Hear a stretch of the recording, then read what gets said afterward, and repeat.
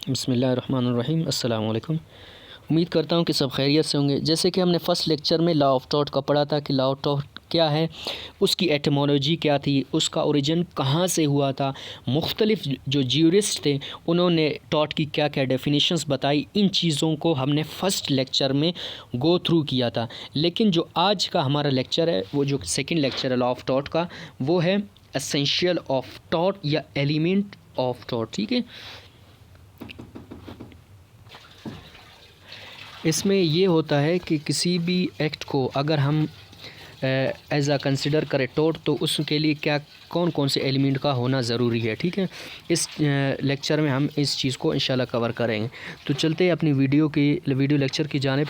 सबसे पहले जो पॉइंट है वो रॉन्गफुल एक्ट है। ठीक है, रॉन्गफुल एक्ट एक ऐसा एक्ट होता है जिसे किसी भी इंडिविजुअल को परफॉर्म नहीं करना चाहिए, लेकिन वो क्या करता है, उसे परफॉर्म करता है, जिससे दूसरी चीज़ों को या दूसरे लोगों को तकलीफ़ पहुंचती है, उससे जो उसके एक्ट से किसी को ज़रर पहुंचता है, तो वो क्या कहलाता है, वो रॉन्गफुल एक्ट कहलाता है या ट्विस्टेड एक्ट।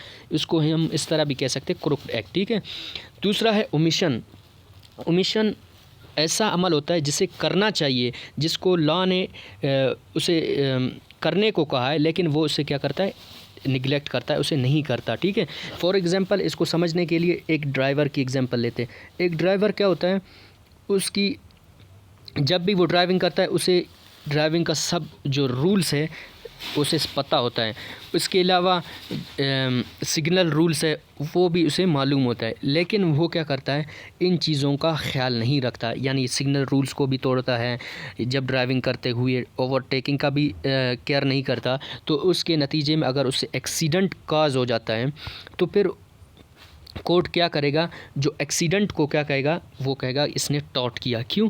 क्योंकि उसे एज आ जो है ना ड्राइवर, उसको ड्यूटी असाइन की गई थी कि आपने इन चीज़ों का ख्याल रखना है, लेकिन उसने उनको क्या किया, ओमिट किया, उनको निगलेक्ट किया, जिसकी वजह से वो जो उसका एक्ट है वो टॉट कहलाया। दूसरा जो हमारा पॉइंट है वो है ड्यूटी इम्पोज्ड बाय लॉ। सही है, इसमें देखो हम एक ऐसे माशरे में रहते हैं जहाँ हर कोई शख्स किसी न किसी ड्यूटी में बाउंड होता है। ठीक है, किसी लॉ में। जिस तरह के एक एग्जांपल हमने ड्राइवर की लेते, ड्राइवर क्या होता है, ड्राइवर क्या लॉ का बाउंड होता है। ठीक है, कि जब भी ड्राइविंग करेगा तो सिग्नल रूल्स है, जो ड्राइविंग रूल्स है वो सारे को फॉलो करेगा, लेकिन अगर वो फॉलो नहीं करता फिर वो क्या करेगा, टॉट कमिट करेगा। ठीक है, उसके बाद जो तीसरा पॉइंट है वो है लीगल डैमेजेस। लीगल डैमेजेस को समझने के लिए दो चीज़ों का होना ज़रूरी है। नंबर एक, एक्चुअल डैमेज।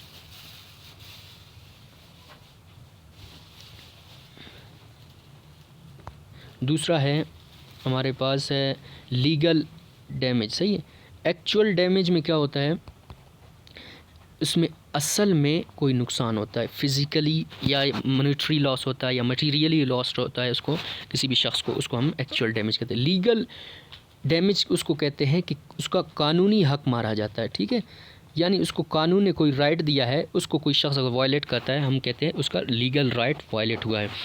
तो लीगल डैमेजेस के कंसेप्ट को समझने के लिए दो लैटिन मैक्सिम हमारे पास है, ताकि जब हम इन चीज़ों को लैटिन मैक्सिम को समझेंगे तब हमारे पास कॉन्सेप्ट लीगल डैमेजेस का कवर हो जाएगा। सबसे पहले जो आता है वो इंजूरिया साइन डैमनो।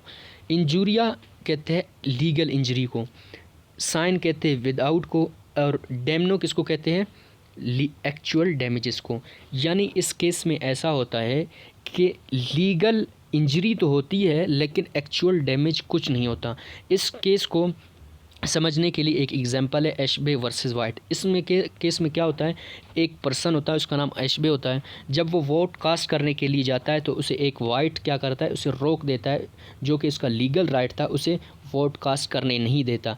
लेकिन जब उस वोट कास्टिंग का रिज़ल्ट अनाउंस होता है तो जिस पार्टी को वो वोट डालने जा रहा था वो क्या करता है, वो पार्टी जीत जाती है।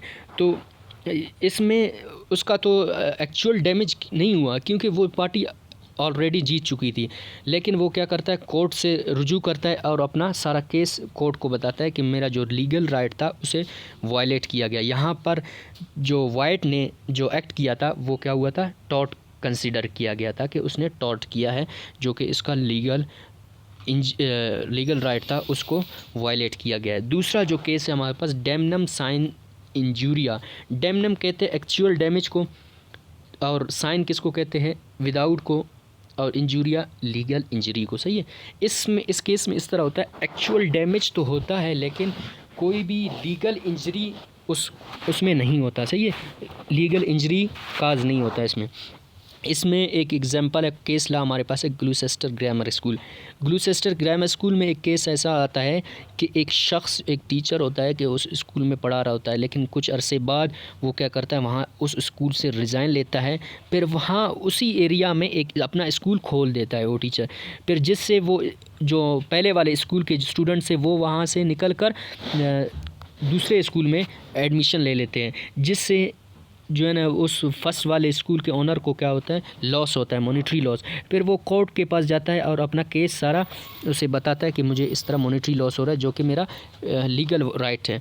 लेकिन इसमें इसका कोई लीगल राइट जो है ना वायलेट नहीं होता है, क्योंकि इसमें कोई भी ऐसी प्रोविजंस नहीं रखे गए थे कि वो उस एरिया में स्कूल नहीं खोल सकता, या वो जो जिस प्रॉपर्टी ने जिस प्रॉपर्टी पर उसने स्कूल बनाया था कि वो भी किसी दूसरे का नहीं था, उसका अपना था। इसलिए यहाँ पर किसी दूसरे का राइट या लीगल राइट है वो वायलेट नहीं हुआ था, तो फिर उसको जो है ना एक्चुअल डैमेज हुआ था, इसमें मॉनेटरी लॉस हुई थी इसको। ठीक है।